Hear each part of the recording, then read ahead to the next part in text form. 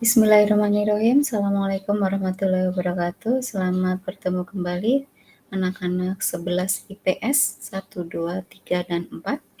Bersama kita ketemu di pelajaran sejarah peminatan dengan saya, Mariana Kusarianti. Nah, anak-anak, ini materi baru kita. Kita sudah mulai masuk materi sejarah Eropa. Ini materi ketiga kita, bab ketiga kita, yaitu tentang peristiwa penting di Eropa yang berpengaruh pada umat manusia. Nah, anak-anak, sebelum kita mulai materi ini, karena materi ini adalah materi yang panjang dan padat, makanya saya akan membagi materi peristiwa penting di Eropa ini menjadi 3 bagian. Nah, ini adalah part pertama atau bagian pertama. Ini adalah tujuan pembelajaran kita. Jadi, di bab ketiga, kita membahas tentang beberapa peristiwa penting di Eropa. Yang pertama adalah materi Renaissance, kemudian merkantilisme, reformasi gereja, Aufklärung, humanisme, dan yang terakhir adalah revolusi industri. Ini adalah tujuan pembelajaran kita. Kalian nanti diharapkan bisa menganalisa peristiwa-peristiwa penting di Eropa. Kita mulai bab ketiga part pertama atau bagian pertama. Renaissance dan humanisme. Renaissance berasal dari bahasa Perancis yaitu renaître, yang artinya adalah lahir kembali. Jadi anak-anak, Renaissance itu sebetulnya adalah sebuah ide atau sebuah pemikiran yang ingin mengembalikan lagi. Apanya yang dikembalikan atau melahirkan kembali? Yang ingin dilahirkan atau dikembalikan adalah budaya Yunani kuno dan budaya Romawi kuno.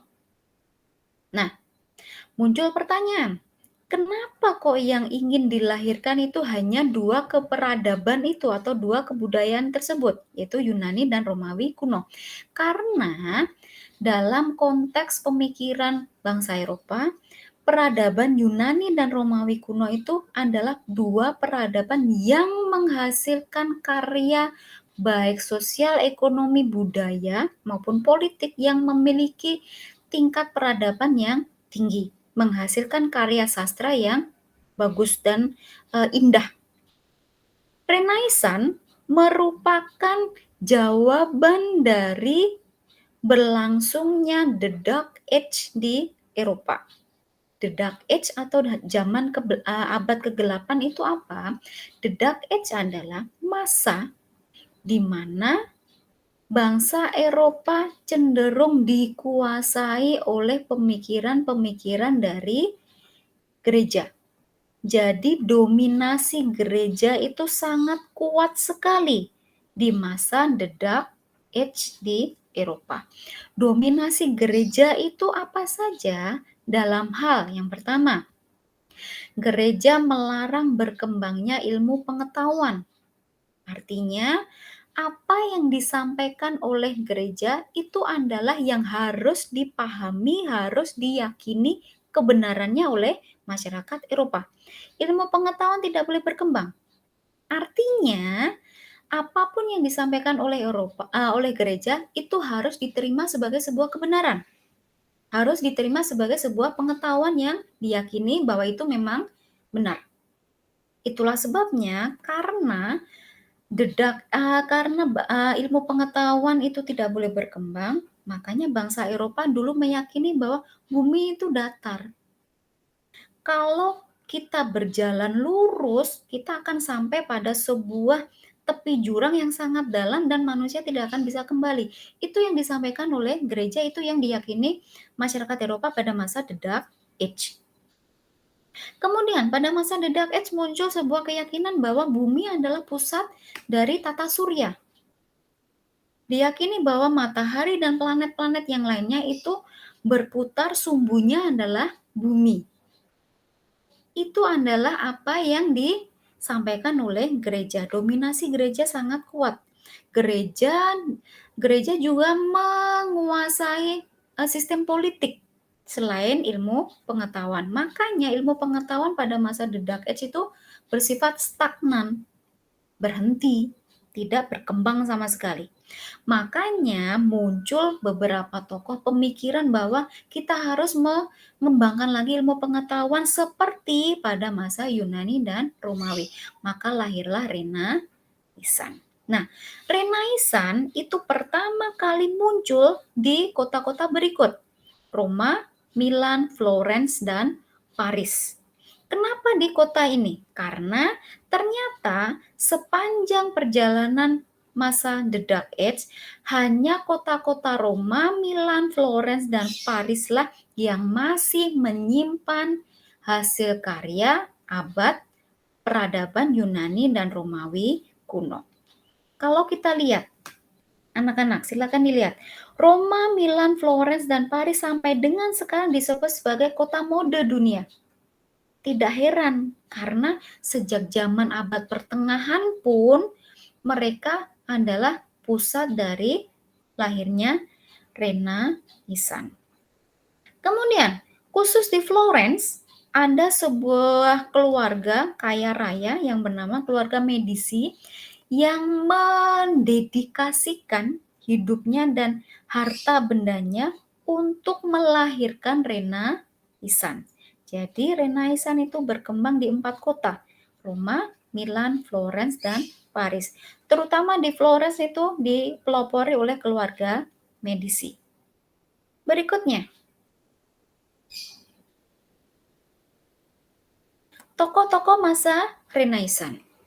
Jadi, ciri utama dari Renaisan adalah munculnya tokoh-tokoh yang berkaitan dengan budaya, seni yang sangat luar biasa yang mendobrak dominasi gereja. Ingin melepaskan bahwa gereja itu apa yang didoktrinkan, apa yang diyakini oleh gereja itu ternyata tidak sesuai dengan kenyataan.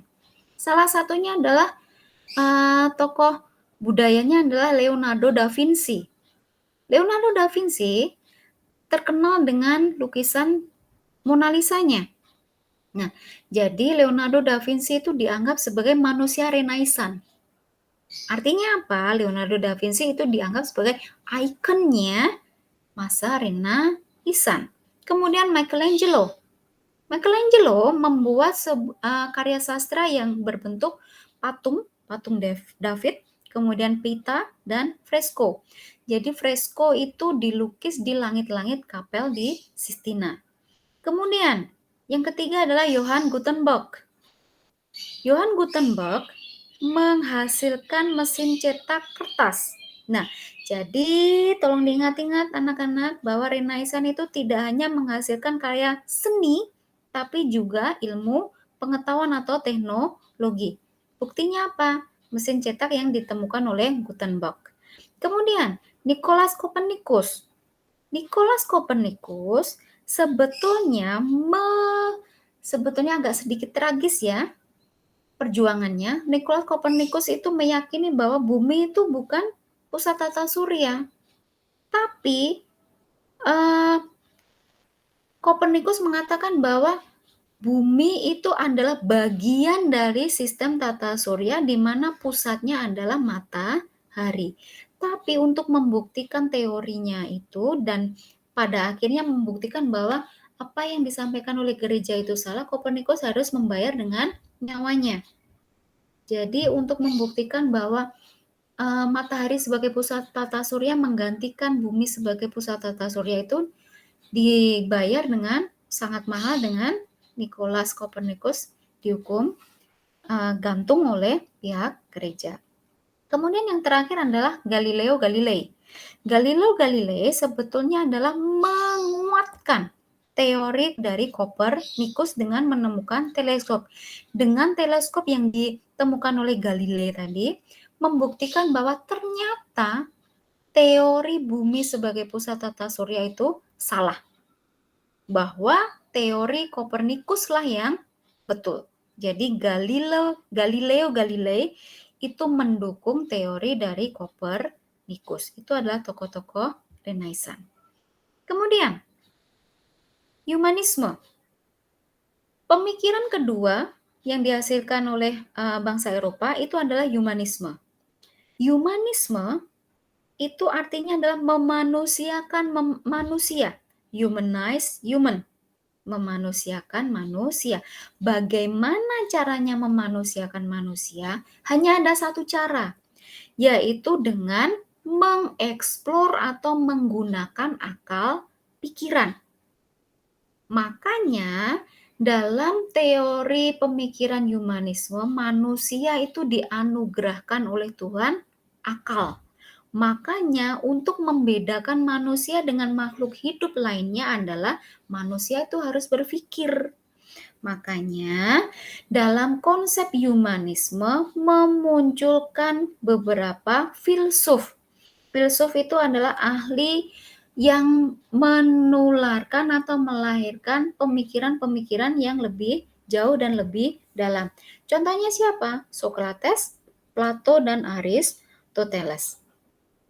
Tapi di Prancis juga terkenal dengan Raja Prancis yang membiayai atau mendanai berdirinya pusat ilmu pengetahuan. Kemudian di Belanda, tokoh humanismenya adalah Desiderius Erasmus. Di Belanda, kalau kalian sempat ke uh, kedutaan besar Belanda di Jakarta, ada sebuah uh, perpustakaan milik kedutaan besar Belanda, namanya adalah Erasmus. Diambil dari seorang tokoh humanisme yaitu Desiderius Erasmus.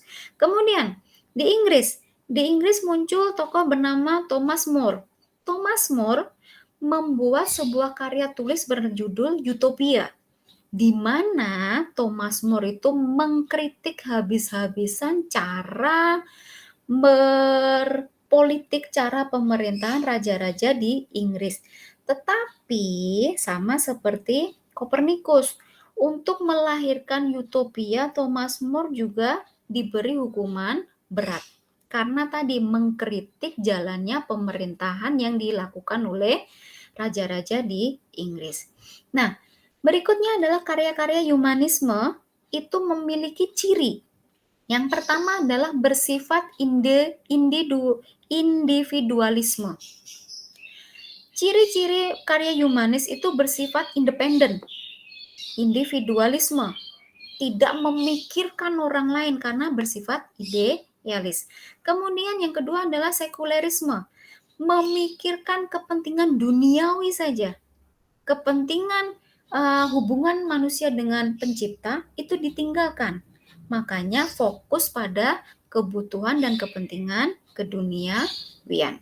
Kemudian bersikap atau berciri skeptisisme. Skeptisisme itu artinya adalah segala sesuatu harus bisa dibuktikan.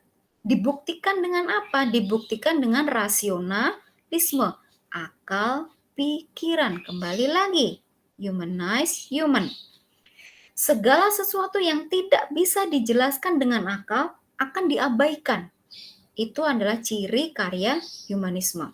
Kemudian, ciri terakhir dari humanisme adalah bersifat materialisme. Segala sesuatu harus bisa diukur dengan nilai uang atau dengan materi yang bisa memenuhi kebutuhan manusia. Jadi, ciri karya humanisme itu bersifat individualisme, bersifat idealis, memenuhi kebutuhan manusia secara duniawi, atau bagaimana manusia bertahan hidup di dunia, dan segala sesuatu harus bisa dibuktikan, bukan hanya mitologi. Mitologi sudah tidak dipercaya lagi di konsep humanisme. Berikutnya, hasil dari pemikiran Eropa yang terakhir adalah di bagian 1 adalah merkantilisme. Merkantilisme adalah sebuah paham politik berikut ekonomi dari sebuah negara yang memiliki tujuan untuk mengumpulkan kekayaan sebanyak mungkin, tetapi lebih cenderung kekayaannya berupa emas. Jadi anak-anak, kalau kalian mendengar kata merkantilisme, kata kunci yang harus mengikuti adalah emas. Merkantilisme adalah standar kekayaan suatu negara itu diukur bukan dari kepemilikan luas wilayahnya, tapi kepemilikan seberapa besar emas yang dimiliki. Ciri dari merkantilisme yang pertama adalah negara mengatur segala sesuatu yang berhubungan dengan ekonomi. Jadi, kepentingan ekonomi itu diatur sepenuhnya oleh negara. Kemudian, mayoritas merkantilisme dianut oleh bangsa Eropa, terutama Inggris, pada periode abad 16 sampai dengan abad 17. Tokohnya adalah Thomas More dan Anthony de Montchrestien. Kemudian, tujuan utama dari merkantilisme adalah meningkatkan ekspor, jadi sebanyak mungkin menjual dan sedikit mungkin membeli. Tujuannya apa? Agar barang yang dijual tadi akan mendapatkan emas, atau kalaupun ditukar dengan uang, uang tersebut akan bisa dibelikan emas dan sedikit mungkin, seminimal mungkin mengurangi impor. Kemudian melakukan sistem proteksionisme, artinya menjaga nilai jual produk-produk yang ada di dalam negeri dan sekaligus menjaga eksistensi produksi dan pengusaha di dalam negeri. Kemudian, karena merkantilisme itu standarnya adalah uang, makanya nanti kemudian bangsa Eropa terutama Inggris mulai mencari daerah kekuasaan atau daerah jajahan. Itulah sebabnya ketika mereka mencari daerah jajahan diikuti dengan caranya, yaitu memonopoli perdagangan. Sehingga melahirkan konsep yang kedelapan, melahirkan imperialisme dan kolonialisme. Jadi anak-anak, standar bangsa Eropa untuk kekayaan berupa emas itu pada akhirnya nanti membawa bangsa Eropa untuk menjadi negara penjajah. Ketika menjadi negara penjajah, pada akhirnya mereka menjadikan negara Eropa itu sebagai bangsa imperialis dan lahirlah kolonialisme. Jadi saling berhubungan. Merkantilisme melahirkan bangsa penjajah, melahirkan paham baru yaitu imperialisme dan kolonialisme. Itu adalah bab pertama kita. Bagian pertama kita di bab ketiga. Ini tugas individu kalian. Kalian nanti akan disuruh untuk membuat biografi tentang satu tokoh penemu beserta temuannya. Tapi penemu dan temuannya itu harus berkembang pada masa Renaissance. Dikumpulkan di GCR. Kemudian tugas berikutnya adalah tugas individu juga. Kalian menganalisa hubungan antara lahirnya merkantilisme dengan berkembangnya kolonialisme dan imperialisme. Kumpulkan juga di GCR. Terima kasih anak-anak untuk hari ini. Mudah-mudahan tugasnya bisa kalian kerjakan tepat waktu. Mudah-mudahan apa yang kita pelajari hari ini bisa kita pahami dan bermanfaat. Kita ketemu minggu depan di part kedua. Terima kasih, kurang lebihnya Ibu minta maaf. Assalamualaikum warahmatullahi wabarakatuh. Terima kasih.